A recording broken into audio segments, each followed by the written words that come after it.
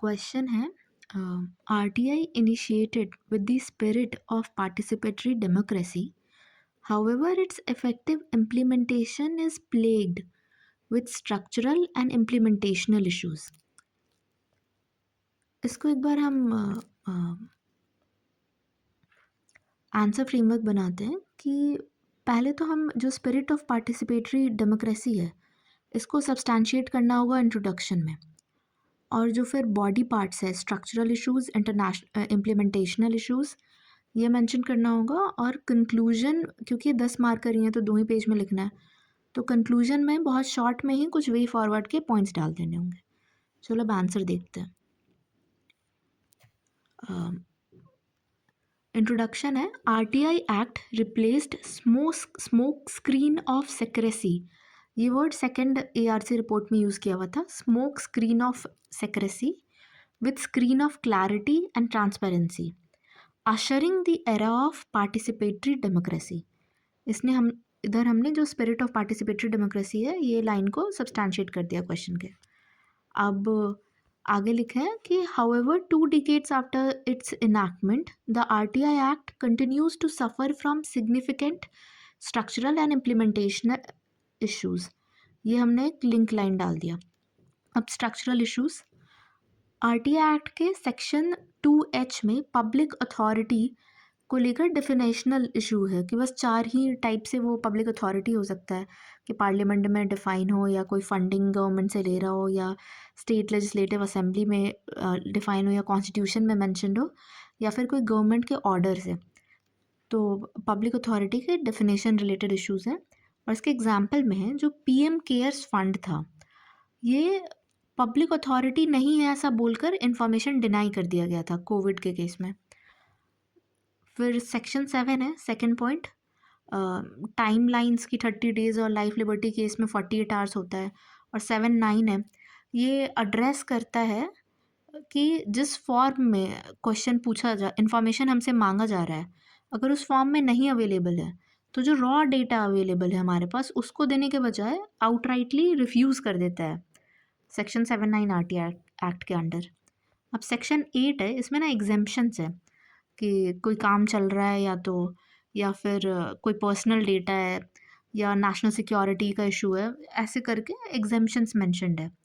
तो भगत सिंह के supreme court में ऐसा कहा गया है कि exemptions not to be treated as such to overshadow RTI. मतलब इसका मतलब है कि एग्जेम्पशंस को ऐसे ट्रीट किया जा रहा था जो आरटीआई को ओवरशैडो कर ले, ऐसा इंटरप्रिटेशन हो रहा था उसका। अब सेक्शन 4 है, इसमें सुओ मोटो डिस्क्लोजर है। तो डीओपीटी के टास्क फोर्स का स्टडी है, उसमें पता चला है कि क्वालिटी जो है वो सेटिस्फैक्ट्री नहीं है सुओ मोटो डिस्क्लोजर का। अब 5th पॉइंट है, आरटीआई अमेंडमेंट एक्ट 2019।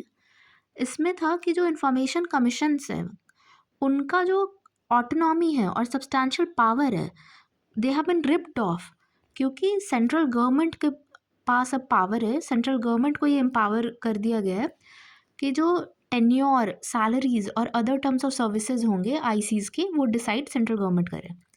अब हम देखते हैं implementational issues. First is problem of backlogs. उसमें ऐसा एक ग्राफ बना सकते हैं कि 2 लाख, अराउंड 2 लाख से 4 लाख हो गया है।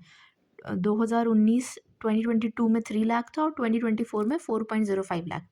तो on an average 2 lakh to 4 lakh इसका पेंडेंसी बढ़े जा रहा है। बैकलॉग्स अभी भी बहुत है। Second is functions inefficiency. इसमें है कि एक्सेसिव वैकेंसीज, जो इन्फॉर्मेशन कमिश्नर्स है 4 स्टेट में, वो तो कम्प्लीटली डिफंक्ट है। और चारों स्टेट के नाम है त्रिपुरा, झारखंड, गोवा एंड तेलंगाना। अब इसमें कोविंद जो फॉर्मर प्रेसिडेंट है हमारे, उनका कोट है कि justice can be secured only to the extent that it can be accessed. Justice access ही नहीं होगा तो सिक्योर कैसे होगा? तो उसी एक्सटेंट तक जस्टिस हम सिक्योर कर सकते हैं जहाँ तक उसको एक्सेस किया जाए। ओके, अब डाइवर्सिटी डेफिसिट, थर्ड पॉइंट। ये ना अंजलि भारद्वाज केस था, उसमें बोला गया था कि डाइवर्सिटी नहीं है इसमें। रेस्ट हाउस ऑफ बाबूइज़म है, जेंडर डिस्पैरिटी है, ओनली 5% चीफ्स वुमेन होती हैं, और सिविल सर्वेंसी 85% है, कोई डाइवर्सिटी नहीं है। फिर कल्चर ऑफ इम्प्यूनिटी, ये सतर्क नागरिक संगठन रिपोर्ट है, उसमें बोला गया है कि 41% अपील टर्न डाउन ऑन पेटी ग्राउंड्स, और सिर्फ 5% ही पे पेनाल्टी इम्पोज होता है। अब एक विशियस साइकिल हम बना सकते हैं कल्चर ऑफ इम्प्यूनिटी दिखाने के लिए कि इंस्टीट्यूशनल इरोजन होता है, वो नेक्सस फ्यूल करता है, उससे अकाउंटेबिलिटी किल होता है, इंस्टीट्यूशनल अपैथी होता है, और उससे फिर फॉस्टर करता है वो कल्चर ऑफ इम्प्यूनिटी को। तो ये एक विशियस साइकिल बन जाता है। और fifth point is legislative clash. जो डीपीडीपी एक्ट आया था 2023 का, ये एग्जेम्प्ट करता है all personal information from disclosure.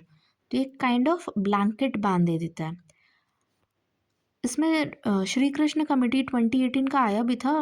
उसमें ऐसा बोला गया था कि जो पर्सनल इन्फॉर्मेशन है, अगर जो डेटा प्रिंसिपल है उसको हार्म ना कर रहा हो तो पर्सनल इन्फॉर्मेशन शेयर किया जा सकता है, उसको डिस्क्लोज करना चाहिए। बट डीपीडीपी एक्ट 2023 में ये एक ब्लैंकेट बैन टाइप इम्यूनिटी उसे प्रोवाइड करती है। तो ये लेजिस्लेटिव क्लैश में आ जाता है आरटीआई के साथ। अब इसको कंक्लूजन में हमें कुछ वे फॉरवर्ड के पॉइंट्स डाल के कि आंसर का स्ट्रक्चर पूरा हो हमें कंप्लीट करना है। तो कंक्लूजन है, with data democratization policy, diverse candidates as ICs, boosting institutional morale, and use of AI for automated query classification, intelligent information retrieval, and bots to draft structured RTI requests, RTI can foster trust based governance. तो RTI trust based governance foster कर सकता है। कुछ points है जिसके द्वारा data democratization policy, मतलब data by default available होना चाहिए पब्लिक में। फिर डाइवर्स कैंडिडेट्स, हमने देखा था कि 85% सिविल सर्वेंट्स किया हुआ है और सिर्फ 5% ही वुमेन है, तो इसको चेंज करना चाहिए, डाइवर्सिटी लानी चाहिए इंफॉर्मेशन कमिश्नर्स में।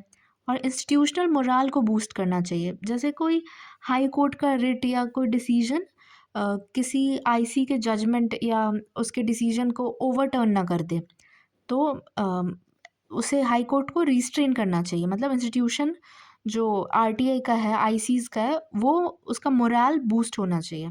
और फिर अब लास्ट है एआई का use. AI as a tool हम ऑटोमेटेड क्वेरी क्लासिफिकेशन के लिए कर सकते हैं, इंफॉर्मेशन रिट्रीवल इंटेलिजेंट वे में करने के लिए।